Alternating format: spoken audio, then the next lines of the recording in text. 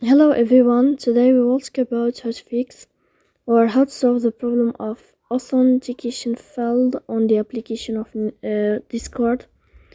You will click on settings. In this page you can click on apps, default apps, app settings. On above you can search about Discord app and you will enter here. Then you can click on first stop and you can click OK. After that you will enter to the window of storage. Then you can click clear cache. Don't click clear data because that can delete your account.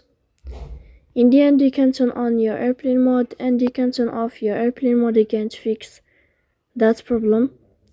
So please don't forget to support us by like and subscribe. See you next time in another video and thank you for your attention and your watching.